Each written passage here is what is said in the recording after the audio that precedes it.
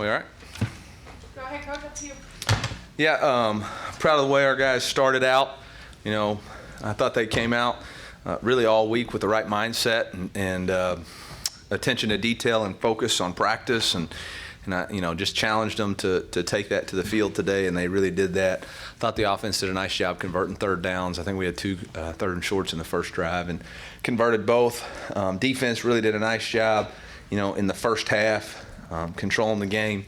Obviously, in the second half, we had a lot of different people with an opportunity to play, which is good, but it's also a reality for some of these guys that they got to put a lot more work and attention to detail in and continue to develop. Really proud of both Tyler Macon and Brady Cook for leading touchdown drives. That's not easy to do, no matter who it's against. So really proud of those guys. With that, I'll open up for questions. All right, good, no questions. I'll see y'all.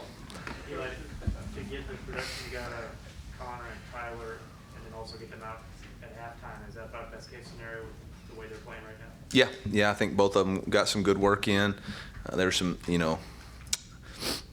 Connor, I think, is trying to get an acting deal for his NIL with as much as he sits there and wallows after he gets hit. Everybody's nervous about it. And I said, "Are you okay?" He's like, "Yeah, I'm just putting on." I'm like, "Cut that crap out." But no, I thought both of them played pretty well. Obviously, the run defense was a focus coming in. You mentioned much better in the first half than the second. What did you see when the first team was out there in that aspect? Yeah, I thought we were much better destroying blocks. I thought we were much better tackling. We still had a couple of contain issues. Really, the rushing yards in the first half were on passes that we weren't keeping contained, which is a nemesis that's going to have to get fixed and continue to focus on details with that. But, for the most part, the first half, we shut them out. I think they had less than 100 yards. But obviously in the second half, not good enough. Eli, I think a dozen players caught a pass today for you guys. Does that show how deep kind of the wide receiver room can be, or how effective that part of the offense can be? Yeah, I tease Bush all the time. It's like he's subbing in a hockey line with the wide receivers. They just come in and out all the time. So it's good to get a lot of people in there. Really proud of the way J.J. Hester looked today. He took that slant route and exploded through there. He played with some confidence, which is what we're really wanting to see out of him. So that was really good to see. Really good to see. Coach, Chance Looper got his first career touchdown. He had a nice moment with his dad on the sideline. Just how special do you think that was for him to get that? Yeah, I think it's pretty cool. I actually said something to Luke the other day in warm-ups, like, how cool is this, man? Like, you're coaching your son, and for me to get to be a part of it, getting to get to know them in 2010 and knowing him when he was a youngster, and now he's a really good player for us. It's pretty special. It's pretty special. It's the people-based business, man, and to get to mix people in relationships while you're trying to be successful is pretty cool. You mentioned J.J. Hester. What stood out the most to you about the way he played today? I thought the way he attacked the ball in the air on that slant route, and then, he knew exactly what to do with it. He left people on that 50-yard pass, and so that was really good. I thought he did a nice job blocking on the perimeter. He had the holding call late, but thought he did a nice job there getting lined up, knowing what to do. I know there could be maybe a temptation to run a fairly vanilla offense against an FCS opponent, but why was it important to you to let Connor throw the ball 30 times and throw some balls downfield when he was in there? It doesn't matter who our opponent is. We treated this week like it was a Super Bowl.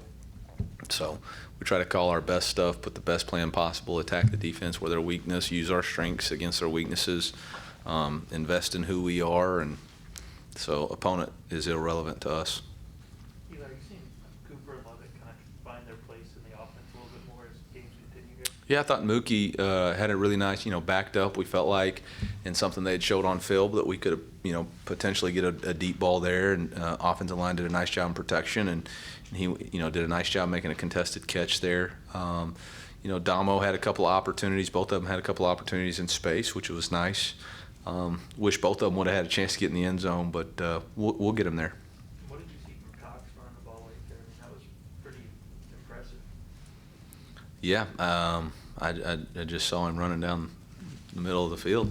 So, and they said on the headset it was going to score, so that's pretty good. Coach, with Steve Wilkes up in the press box, what changed? Do you think it improved you guys' play?